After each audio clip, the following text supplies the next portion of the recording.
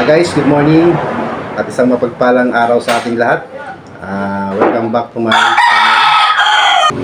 channel.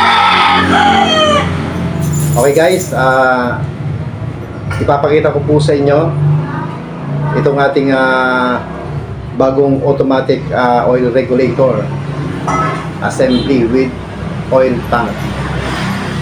So ito po yung bago ko ngayon na discover na hindi na tayo gagamit ng tube or hose dito sa ibabaw. So dito na tayo magkakabit sa ilalim. Ito po, kung nakikita nyo po, ganyan po siya. Ito pong hose na to, temporary lang to kasi hindi pa nadating yung aking order sa online na hose na na heat resistant. Kaya ito muna yung kinabit ko para may magamit ako dito sa ating tutorial. Kaya hindi pa po siya naka-fix. Pero ang importante po dito, para magkaroon kayo ng idea. So, kahit na temporary lang yung kinabit ko, para malaman nyo kung paano yung setup, kung paano gawin to. So kung titingnan nyo po, napakasimple lang po, pero medyo mabutinting din na trabaho. Pero doon sa mga magagaling na gumawa nito, so sisiw lang to. Kaya yung mga medyo wala pang alam dito, so panoorin nyo to guys, para magkaroon kayo ng idea, then para matutunan nyo kung paano gawin to. So itong mga ginamit ko ditong parts, so ito, pwedeng palitan to. Kung ano yung available mo, kung ano yung mas maganda sa'yo, ikaw nang bahala. Basta ipapakita ko lang po yung setup nito, kung paano ginawa. So bahala na kayo magpaganda, bahala na kayo mag-modify. Basta importante, may guide kayo, may idea kayo kung paano ginawa itong ating automatic oil regulator assembly. So bagong discover ko po to. So tulad ng sinabi ko nga, kapag may alam ako, kapag may bago akong alam dito, so i-share ko. Kasi para yung iba magkaroon din ng idea at matuto din. So ngayon, i-disassemble natin para makita nyo kung paano siya inassemble at kung ano yung mga gamit na nilagay natin dito. Okay? So, disassemble natin.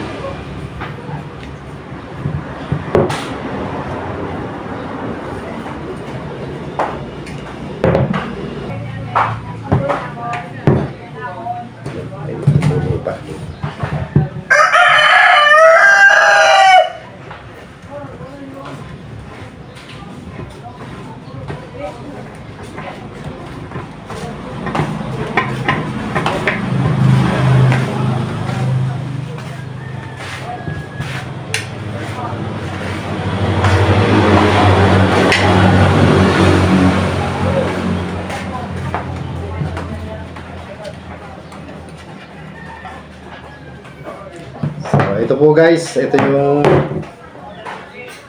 ating mga pyesa. Tinanggal ko na. Ito po yung ating tangke. So may dalawang nakausli na 1/4 na GI na threaded. So ayan po siya. Then dito sa ibabaw, dito yung inlet, yung pasukan ng oil dito sa tangke. So hindi ko na po pinakita kung paano po winelding to. Siguro alam niyo naman kung paano mag-welding.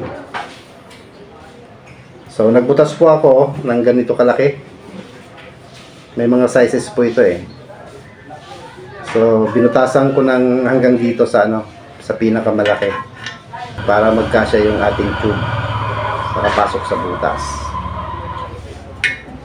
Ganon din dito sa ating breather or air intake. Ito po yung ating air intake. So, ikinabit ko na po dito sa ilalim. So, ito po guys. 1/4 na threaded para dito sa labasan ng oil. Then dito sa ating breather or air intake. Nakaganyan po siya. Ayan. So, nasa ilalim po siya. Wala na po dito sa ibang. Okay po.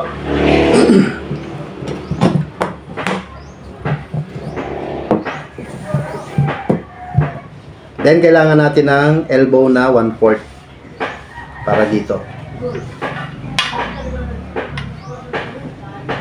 Ayan. Elbow siya. Then meron tayong ginamit na threaded na GI na 1/4 din. So ngayon guys, i-assemble natin para step by step makita nyo. So ito guys, kakabit natin itong ating elbow dito sa ating labasan ng oil.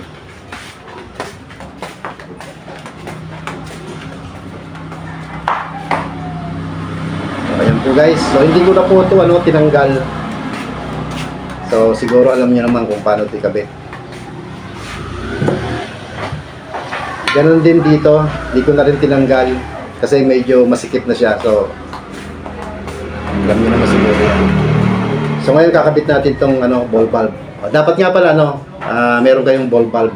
Dito po siya. So, 1/4 po, 1/4 po ang size niya. So, kabilaan. Then, meron po siyang threaded na GI. Ito po. Para may lalagyan tayo ng hose. Pwede rin po dito yung copper para hindi na kayo gumamit ng hose. Kaya lang dapat meron kayong mga gadget na mga pang bend o pang lock dun sa dulo ng tube. Ako wala kasing gamit nung, kaya ito lang yung ginawa ko. So bahala na po kayo kung ano yung alam nyo na mas madali para sa inyo. Ito pong tutorial natin, guide lang po ito. Papakita ko lang po yung setup. Bahala na po kayo mag-modify kung ano yung gagamitin nyo ng mga parts. So dahil ito lang po yung aking available, at dahil wala akong mga tools para doon sa mas magandang mga materyales, so ito lang po yung aking ginawa, yung kinabit. So ito po, ikakabit natin yung ating ball valve. Oo, ball valve. Tingnan lang po guys. Diyan. So okay na po, naikabit na natin. Wait, unahin pala natin yung ito.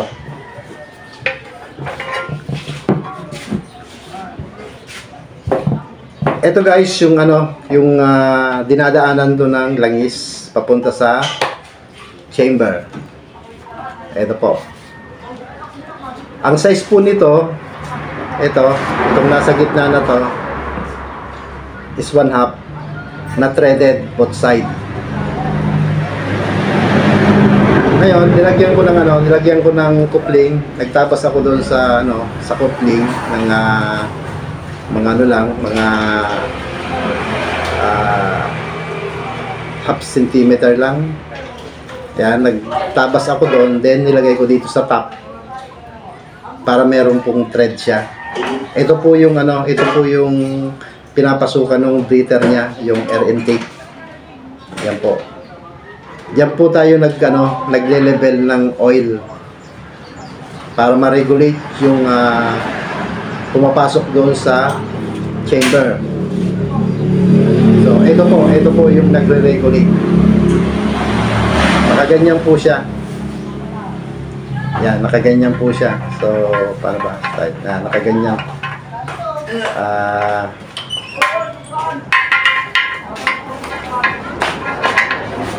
Nakaganyan po siya. Yan, nakaganyan po. Dito po lumalabas papunta doon sa chamber yung oil. Dito po siya nare-regulate. Dito po nagre-regulate yung oil. Ito yung ito yung breather niya. Kapag po ito inabot na ng langis dito sa ating 1/2 na na GI. Pag inabot na po ng langis to, auto shut off na po siya. Hindi na po siya hindi na po lumalabas yung langis niya. Kasi wala na pong hangin na pumapasok doon sa tangke. Ito po yun.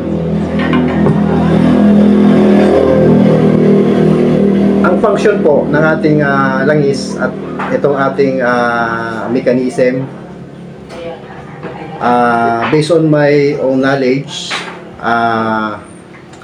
kung paano to nare-regulate, kung paano tumatakbo yung langis, it's about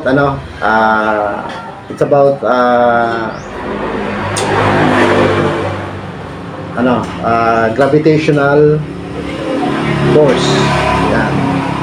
So, dahil sa gravity, kaya po nakokontrol natin yung ating oil.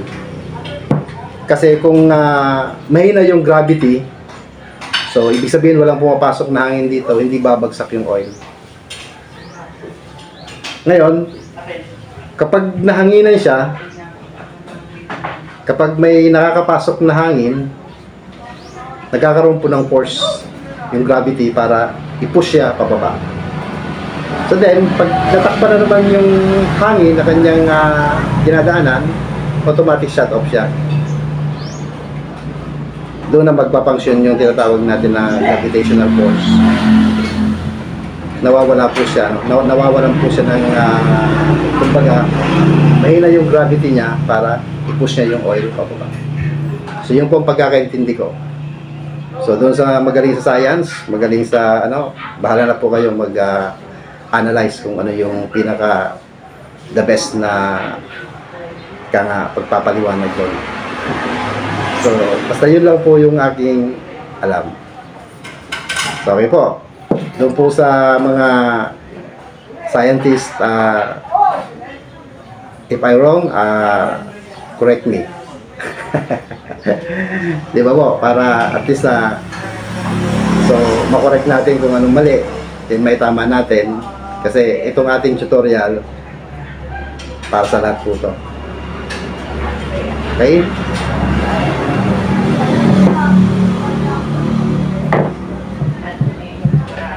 Ito po yung ating gamit dito, GI 1/2, threaded po siya. Outside, kabilaan po, threaded. Dinagtap po ako ng nagtabas po ako ng coupling, then itinap ko po dito sa taas. Then binutasan ko po yung GI para lumusot po ito ang ating kakabit na breather. Ito. Then ito po, reducer po to para 1/4 yung lumabas doon sa papunta doon sa yung galing sa sa dito sa tangke, yung labasan ng oil. Yan. Pasukan ng oil galing dito sa tangke, pasukan ng oil, then ito dito lalabas. Yan. Yung papunta na rin dito sa ating chamber. So yan po guys, yan po yung ating mechanism dito. So magtataka kayo kung bakit nasa ilalim na po yung ating air intake, hindi na po nasa ibabaw. Kasi yung unang design natin, sa ibabaw tayo naglagay.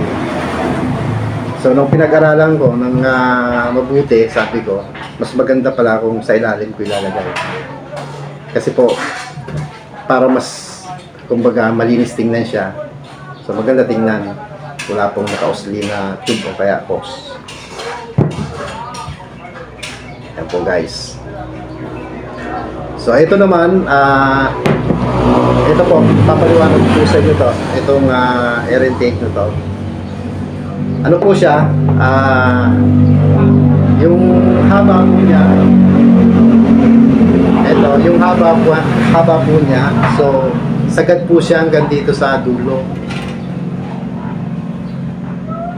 Ayan. Sagad po siya hanggang dito sa dulo. Dito sa top. Sinagad ko po yan. Hindi po yan dito sa ano. Kasi pag dito lang yung ano mo, dito mo lang kinabit. So tatapon yung oil dito. So imbis na daanan ng hangin, ang mangyayari, dadaanan siya ng oil. So dapat nakaabot siya doon sa pinaka-top niya. Then doon sa dulo, bubutasan niyo po yung dulo niya pagkabilaan para may singawan ng hangin. And kahit na sagad ko po siya, hindi po siya matatakpan kasi po may butas dito sa side. Yung dito sa dulo ka magbubutas. Huwag dito sa gitna, sa dulo. Para yung oil mo, huwag mo isasagad. Mga hanggang dito lang ang oil mo. So ayan. Para kumbaga may pasukan yung may hangin na makakapasok diyan. Yan po. So hanggang doon lang po ang level na ibubutas mo. So, yan po yung sikreto niyan. Kaya nga doon sa napapanood kong video, sabi nila ito daw yung pinagbabawal na technique. So sa akin hindi po, kasi sineshare ko po sa inyo kasi gusto ko maraming makaalam para ma-upgrade natin yung ating mga kalaban. So pwede nyo pong gayahin, pwede nyo pong pagandahin, depende na po sa inyo kung ano yung setup nyo. So okay po guys, maliwanag po na pagkalagay dito ng ating air intake. Yan, nakaganyan po siya.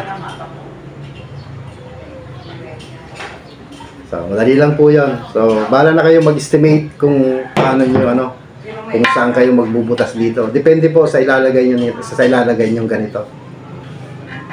Kasi meron akong naisip naman na bawasan ko ng konti ito, deligigit na ako to. Kaya lang wala pa po akong gamit, kaya ito lang yung naisip ko kasi ito lang yung available ko na gamit. Pwede kong i-assemble siya.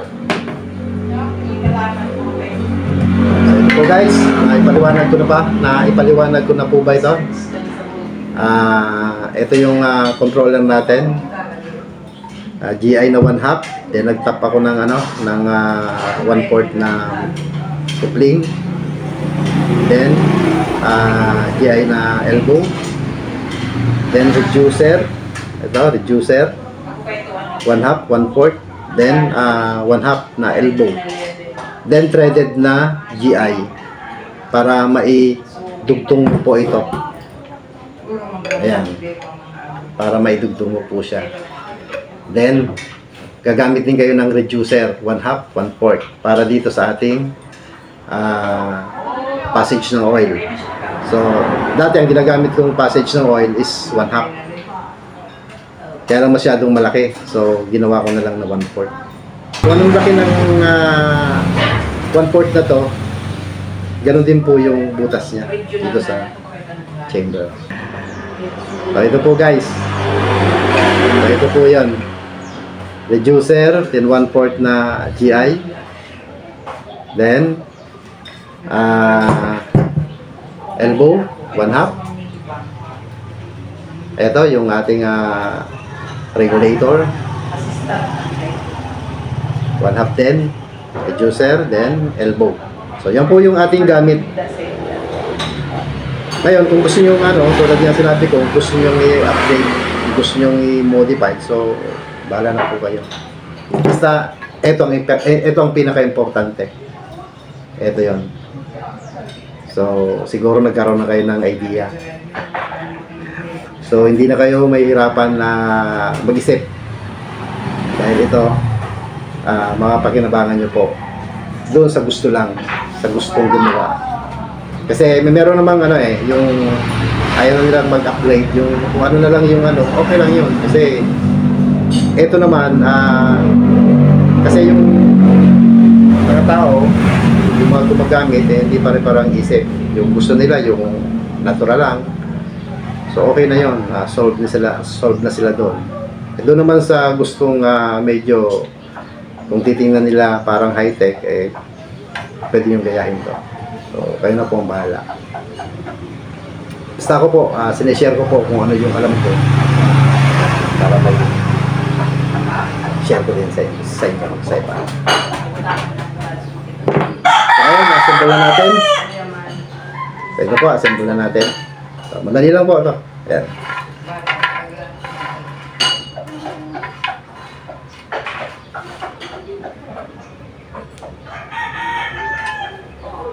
Ayan.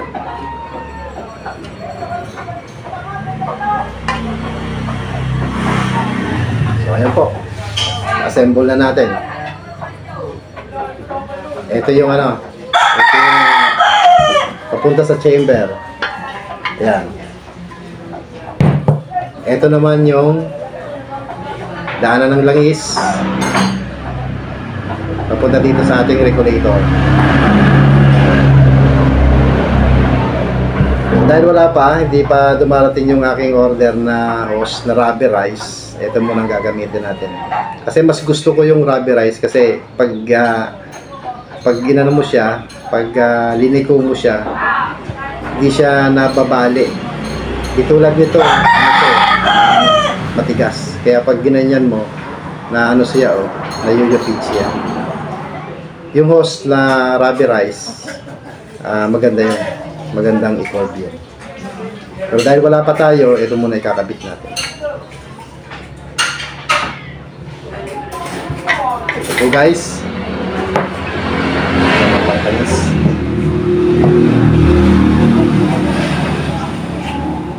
So ayan, kakabit natin yung ball valve. So ayan po. Kabit na natin. Then kakabit natin itong hose. Ayan. Ang ilalagay ko dito, yung ganito rin na threaded na GI para may pasok ko itong hose. Ito kasi temporary lang to. Naggawa lang ako ng parang extension lang para makapasok lang po siya dito. Pero hindi po ito ang nagkakabit ko. Ito po, ganito po. Threaded na GI maganda. Importante po nagkaroon kayo ng idea. So huwag yung gayahin to, itong hose na to. Pwede yung palitan ng mas magandang hose. Then tulad ng sinabi ko na, pwedeng copper, yung kung may bender ka, then kung may panlock ka doon sa dulo, mas maganda. So, depende na po yan sa inyo.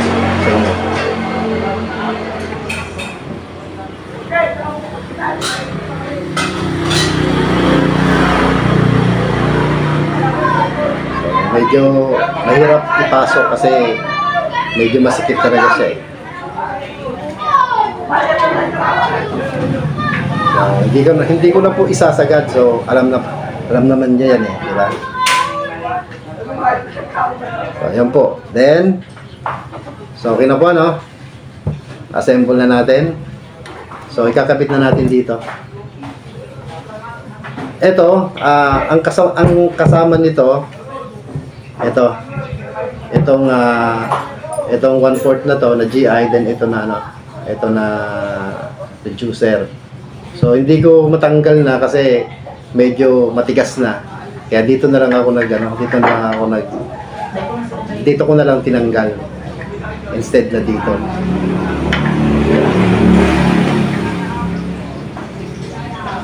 Yan po yan. Yan. Thread nyo lang. Yan. So, ayan. Assemble na natin.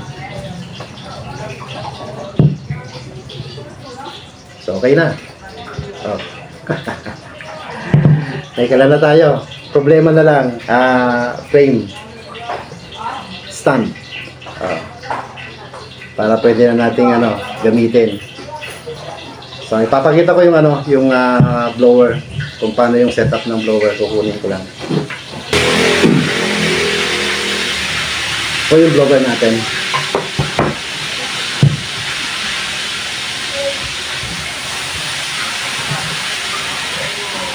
Ganun po siya. Yan ang paglagay natin ng blower. Dapat ano natin to, taas natin to. Dapat yung yung itong singawan ng hangin dito sa side, dapat nakataas siya. Yan po. Nakataas. Yan. Nakataas po siya. Ganun po yung ating setup. Yan dapat yung ating setup. Ngayon, bakit ganito yung setup natin? Okay. Ngayon may magtatanong. Alam ko may magtatanong. Di ba napakalapit? Siyempre, umiinit to. Masyadong mainit tong chamber. Di ba umiinit to? Hindi ba iinit to? Yun ang tanong eh. Oo, iinit po to. Iinit yan. Ganon din dito sa ating dito sa ating passage ng air galing sa blower. Umiinit din po to. Ito, lalo na yung dito sa banda rito. Siyempre ganon din dito. Umiinit po siya. Ngayon, para hindi uminit to, kasi alam ko ito yung itatanong nyo, kasi baka masunog. Kasi pag uminit to, iinit yung oil dito, iinit to, baka masunog. So guys, hindi po siya iinit. Siguro iinit siya normal. Kasi po, itong ating blower, may lumalabas po dyan na hangin. Malakas po ang lumalabas na hangin dyan. Yan po, sa ating blower. Ngayon, yung hangin na lumalabas dyan, tumatama dito. Ayan, tumatama dito. Tumatama po yan dito, yung hangin na lumalabas dyan. Siyempre, kapag nahanginan siya, hindi siya iinit masyado. Kasi meron siyang cooler, kumbaga. Parang nagiging cooler to eh. Ngayon, ito nga eh, kahit na hindi na heat resistant ang kakabit mo dito, okay lang. Alam niyo kung bakit? Kasi hindi naman siya umiinit dito eh. Hindi na nakakarating yung init dito. Hanggang dito lang po siya, yung init niya, hanggang dito. Pagdating po dito sa may air intake, dito sa breather niya, sa breather niya, wala na pong init diyan. Kasi nahanginan na po siya ng ating blower.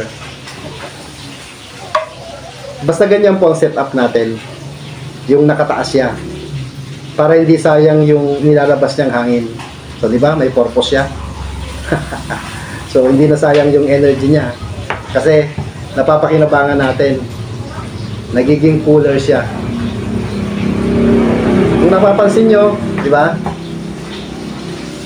Doon sa mga kalan nyo, kahit hawakan nyo dito, kahit na ilang oras kayo nagluluto, kahit hawakan nyo dito, hindi siya mainit. Kayang-kaya nyo pong hawakan siya. Alam nyo kung bakit? Kasi nahanginan po siya, mas malapit po, mas malakas yung hangin dito, yan mas malapit. Kaya nagiging, siya, parang cooling system lang nangyari. Diba? So, dahil doon sa blower, dahil doon sa hangin, nami-maintain niya yung init nito. So, dito lang sa may malapit dito sa ating labasan ng blower. Pero pagdating po dito, mainit na po siya. Siguro naman na-obserban niyo yan. May observation. Yan po yung na-obserbahan ko dito. Kaya nag-design ako ng ganito na kahit naka-built-in siya, walang problema kasi hindi po siya umiinit. Tulad din dito. Okay guys, sana malinaw po sa inyo. So kahit subukan nyo, maglagay kayo ng mga tulad nung sa patak-patak system. Kapag tinapat nyo yung blower doon sa patakan, doon sa di ba umiinit po yun? Kaya lang siyempre hindi affected yung tangke niya kasi may distansya, so hindi siya nakadikit. Pero subukan yung pahanginan nito, hindi po siya iinit. So ganun din po ito. So hindi po siya iinit, kaya napaka-safe po. Safe na safe po siya. So yan po yung yung mechanism nito. Yung ating automatic oil regulator assembly. Ito. Kaya kung halimbawa natatamad kayong gumawa ng tangke na may patakan ng langis, pwede lang ito ang yung may nabibili nito, o kung i-market ko man to, so pwedeng ito ang bilhin nyo. Then yung chamber nyo, lagyan nyo na lang ng ng coupling na 1/4, then isagad nyo doon sa pinaka flooring nya ang butas, then ipantay nyo lang po siya. Kasi po hindi masyado pantay kasi nakano yung yung blower nya, medyo nakataas po siya. Yan. Pero dapat itong chamber tsaka ito level po siya, squalado po siya.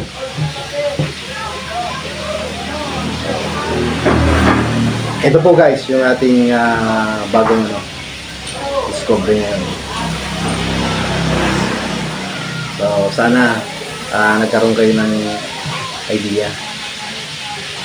So doon sa nagtatanong, doon sa latest na video ko kung bakit daw hindi ko pinapakita yung bottom side niya. So yung una ko kasi yung latest na video ko, di naman po yung tutorial. Ano po yun, yung parang pasilip lang po. Parang demo lang po yun. Ito po yung full tutorial. So, yan lang po guys. So guys, maraming salamat sa mga nanood. Kung bago ka pa lang dito sa aking channel, please subscribe below. Pindot na rin ang notification bell. Then paki-like and share na rin para mas maraming makalam. Then doon sa mga subscriber ko, doon sa mga supporters ko, so maraming salamat po sa inyo. So shoutout po sa inyong lahat, sa aking mga kapwa gumagawa ng kalan, at doon sa mga kaibigan natin. So shoutout po sa inyong lahat. So maraming salamat po sa panonood. And again, good morning. God bless. Bye-bye.